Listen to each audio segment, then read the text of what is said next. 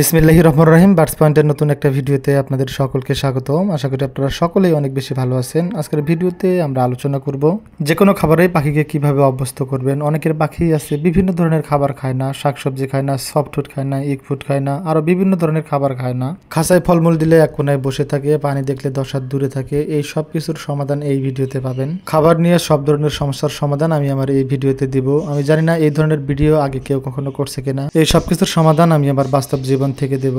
আমি গ্যারান্টি দিয়ে বলতে পারি আমি যে সমাধানটা দিব এখন পর্যন্ত কেউ এই সমাধানটি বলেনি। অনেক প্রশ্ন পাইছি যে ভাইয়া আমার পাখি সফটউড মুখেও নেয় না, সফটউডের মতো সফটউড সারাদিন পরে থাকে কিন্তু পাখি মুখেও তোলে না। গোসল করার পানি দিলে গোসলও করে না, এক জায়গায় বসে থাকে, পানির মতো পানি থাকে আর পাখির মতো পাখি থাকে। গোসলের পানিতে শাকসবজি দিয়ে দেখছি, এরপরও সফল হতে পারেনি। পাখিকে কোনোভাবে গোসল করাতে পারি না, পাখি আপনি গোসল করেই না। তবে কিছু পাখি ছাড়া শাকসবজি সবার পাখি পছন্দ করে। কিছু পাখি আছে ঘাউরেটা টাইপের, যেগুলো হচ্ছে শাকসবজি পছন্দ করে না। সেই ঘাউরেটিকে পাখিকে কিভাবে শাকসবজি খাওয়াবেন, সফটফুড খাওয়াবেন, আরও পানিতে গোসল করানোর ব্যবস্থা করবেন, নিজে নিজেই গোসল করবে, আজকের ভিডিওতে টোটাল বিষয় নিয়ে আলোচনা করব।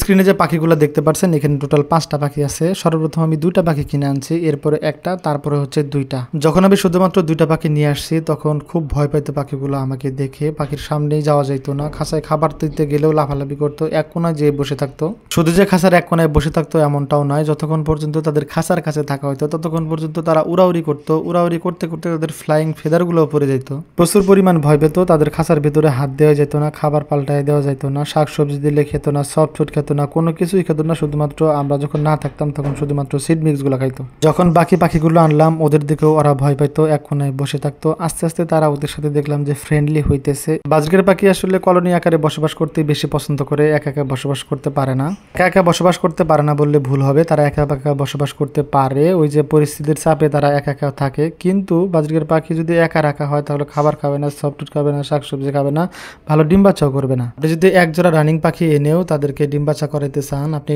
সহজেই ডিম বাচ্চা করাইতে পারবেন না। 1 বছর হয়ে যাবে কিন্তু ডিম বাচ্চা করবে না। কিন্তু আগের মালিকের কাছে কিন্তু 2 মাস আগে সে ডিম বাচ্চা করছে। এর কারণ হচ্ছে পরিবেশ এবং কলোনি। আগে তারা অনেকগুলো পাখির মাঝখানে ছিল, এখন তারা সিঙ্গেল আছে। সিঙ্গেল বলতে এখন তারা একক পরিবারের মধ্যে আছে, যেখানে আশেপাশে ওদের কোনো প্রজাতি নেই। ওরা যেহেতু একসাথে অনেকগুলো পাখি বসবাস করতে পছন্দ করে, তাই ওরা খাবার খাওয়ার ক্ষেত্রেও সেম রুলসটা মেনে চলে। অর্থাৎ আপনার কাছে যতগুলো পাখি আছে সবগুলো পাখি একত্রে করে একটা খাঁচায় রাখলে এবং সেখানে যদি আপনি খাবার দেন, যে কোনো খাবার দিবেন পাখি খাবে, পানি দিবেন পাখি গোসলও করবে। এটা আসলে কিভাবে হয়, যখন অনেকগুলো পাখি এক জায়গায় রাখবেন, খাবার দিবেন, তো একটা পাখি ওই খাবারগুলো খেতে যাবে, আর একটা পাখি খাবার খেতে গেলে বাকি পাখিগুলো ওকে অনুসরণ করে খাবার খেতে যাবে। গোসলের ক্ষেত্রেও সেম কাহিনীটাই ঘটবে। যখন একটা পাখি গোসল করতে যাবে বাকি পাখিগুলো ওকে দেখে অনুসরণ করবে এবং গোসল করতে যাবে। আমি যে পাখিগুলো নিয়ে আসছিলাম ওই পাখিগুলো কিন্তু আমাদের দেখে অনেক বেশি ভয় পাইতো এবং পরে যে পাখিগুলো নিয়ে আসছি ওদের দেখেও ভয় পাইতো। এখন কিন্তু ওদের সাথে মিশে গেছে এবং খাবারগুলো ভাগাভাগি করে একসাথে খায়। তাই বলবো যাদের পাখি শাকসবজি খায় না, সফটফুড খায় না, ফলমূল খায় না এবং গোসল করতে চায় না, তারা এই পদ্ধতিটা অবলম্বন করতে পারেন।